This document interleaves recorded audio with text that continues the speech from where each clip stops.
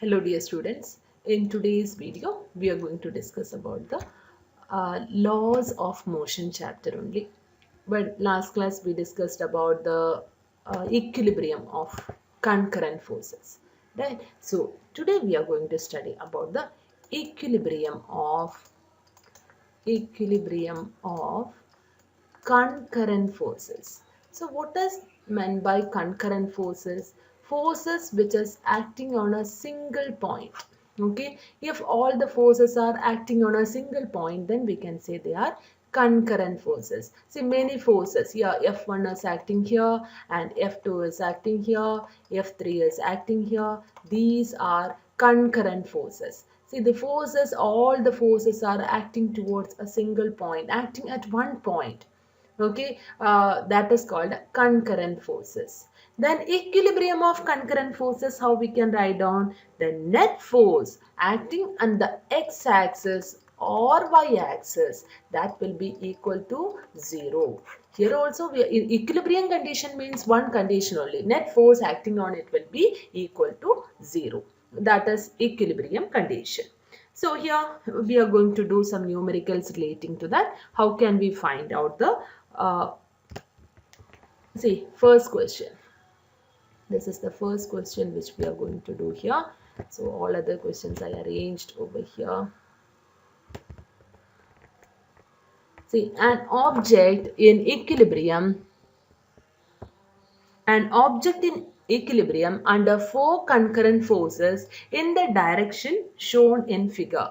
Find the magnitude of F1 and F2. So here the F1 is acted over here. This is F1 and this is F2. Okay, so I'll little bit downwards.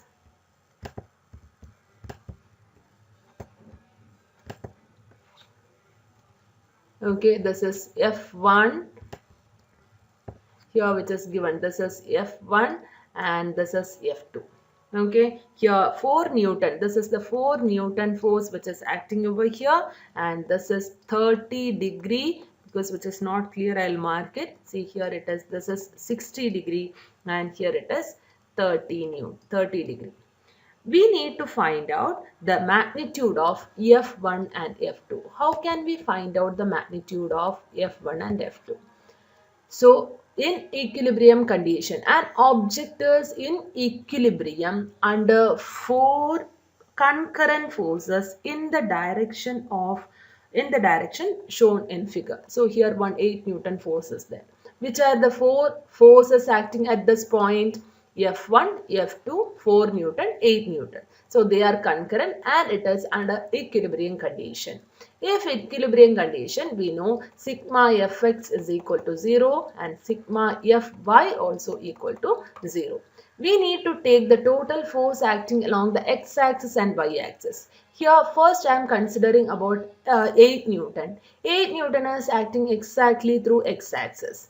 But what about the 4 Newton? 4 Newton is making an angle 60 degree with respect to the x-axis.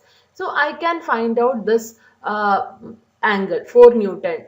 I can divide that 4 Newton into its components. What and all will be the components? 4 cos 60 and 4 sin 60. Okay, then F1 is acting in this direction. So F1 will be acting this, F1 is acting exactly through the y-axis. But what about F2? F2 is making an angle theta with respect to the x-axis, right? So it is F2 cos theta and F2 sin theta. Separately, first I will draw, see, F1 exactly upwards. Okay, then so here first I'll write down F1 at the same position itself.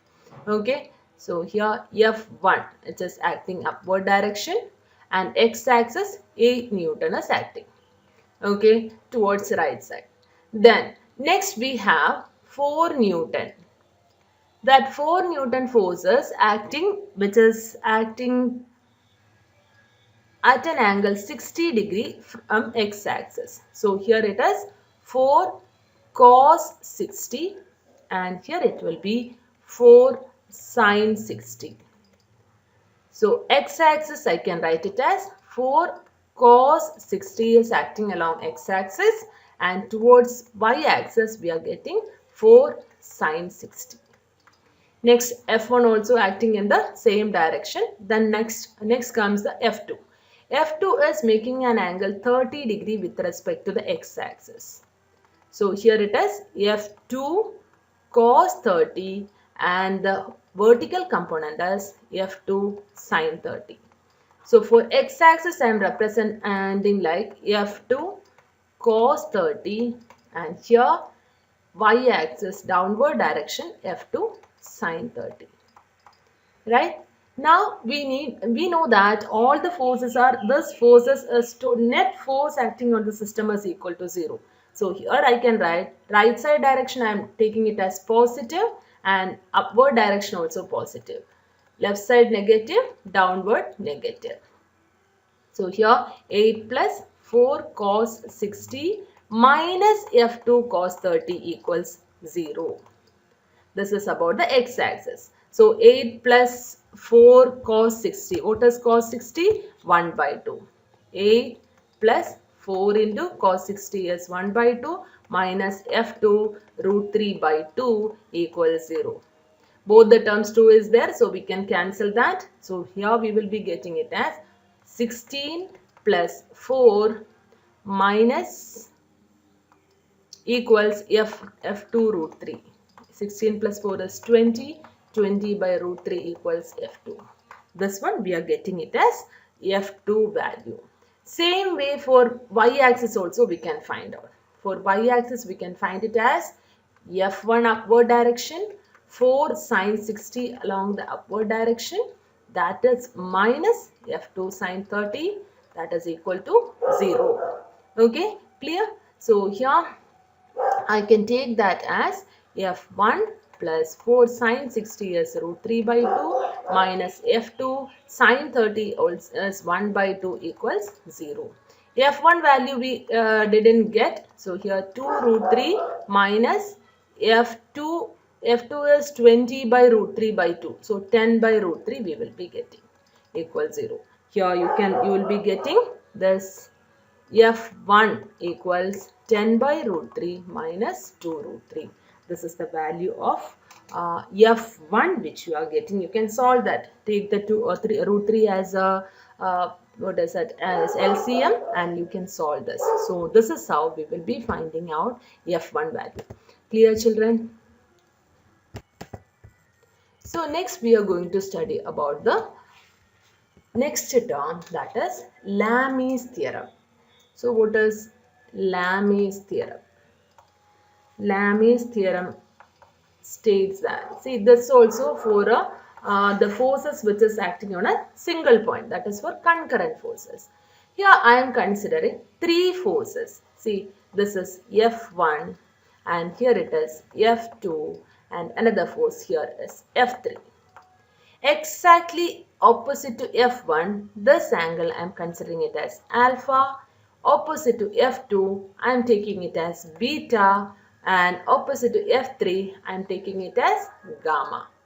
If this is the condition, then we can write it as F1 divided by sine alpha equals F2 divided by sine beta equals F3 divided by sine gamma.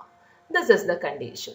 So for more easiness to know, see, I am representing F2 and beta in one color and then F3 and gamma, that is the opposite angle. So now it is more convenient for you to learn, I guess. F1 by sine alpha equals F2 by sine beta equals F3 by sine gamma. Okay, clear? So this is known as Lamys theorem. Okay, clear? So next one question we will do from here using Lamys theorem. Here that question I didn't take, I guess. Okay, I'll read the question. One end of a string 0.5 meter long is fixed to a point A. So here we have a fixed point, that is AB. Okay, this is okay. So I'm drawing it straight, almost straight only, AB. So this is the point B. From one end of a string 0.5 meter long is fixed to a point A and the other is fastened to a small object of weight 8 Newton. So here this is the rod and it is fixed at the point A and the object is fastened to 8 Newton. Other end is fastened to an object which is having a force of 8 Newton. And the object is pulled aside by a horizontal force F until it is 0.3 meter from the vertical through A. From the vertical through A, till it is 0.3 meter, it will be extending with the force F. Okay, then so that means from here it is becoming 0.3 meter. Now we need to, from the vertical through A, find the magnitude of the tension in the string and the force F. Tension will be acting towards the fixed point. This is the string and one end of the string is fixed over here and the other is connected with a force of 8 Newton and we are stretching it with a force and which is at a distance 0.3 meter. So here I am representing this as C, then the string is of length 0.5 meter. BC it's given as 0.3 meter. And then see here it is a right angled triangle. If it is 0.5 and this is 0.3, how we can find out AB? AB will be equal to root of 0.5 square minus 0.3 square. 0.5 square we can write it as 0.25 minus 0.09. So here we will be getting it as 0.4 meter. So here we got it as 0.4 meter. Next is, see, our aim is to find out the value of F and tension, right? So tension, how can we write down tension? So here cos theta.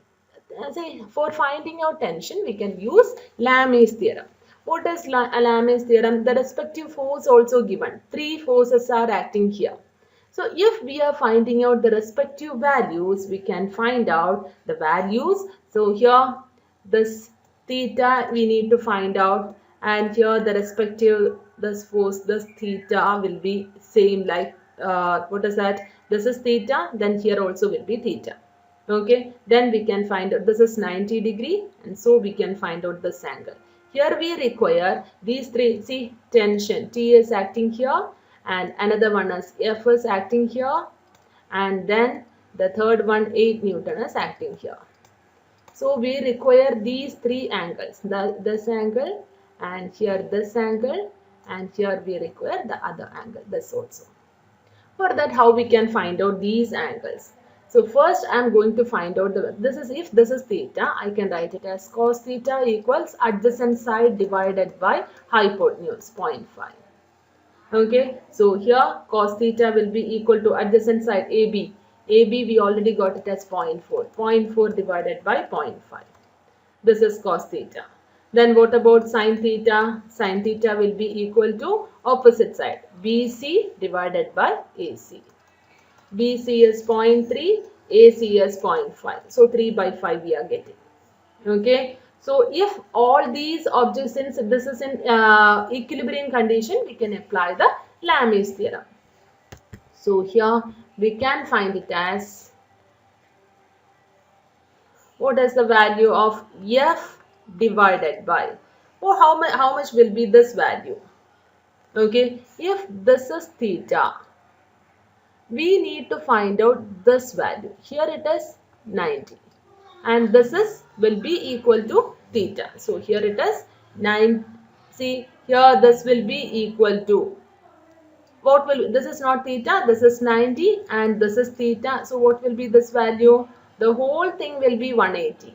So then this will be 180 minus theta, right? So I can write it as F by sine 180 minus theta. Then next is I am considering for T.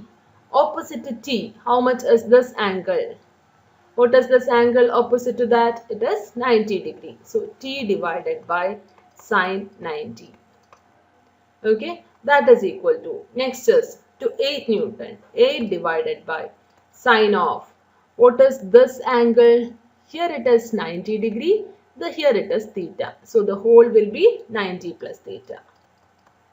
Okay, so when we are solving this, so sine 180 minus theta, we know it is sine theta. F by sine theta equals Ct by sine 90. Sine 90 is 1. 8 by sine 90 plus theta is cos theta. So using the sine theta and cos theta value, we already found out the values of sine theta and cos theta. And here f value we don't know. F by sine 30 is sine theta is 3 by 5. 0.3 by 0.5 is 3 by 5. Taking the reciprocal and multiplying. Tension also we don't know. T equals 8 by cos 30. Cos theta is 4 by 5.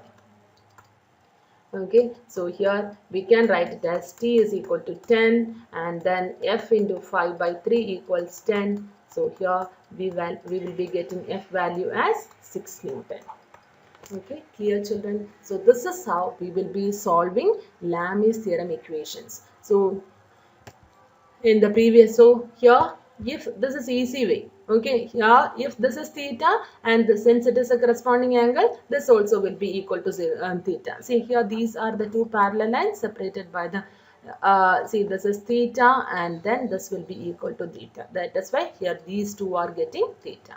And here 90 and here this is theta, so it is 180 minus theta. Here 90 plus theta is so this is how we will be solving Lamys theorem equations. Clear children? So today's video I am winding up and in next video we will be meeting with some more numericals. Hope today's video is useful for you, and if you like the channel, please do subscribe and share my channel. Thank you.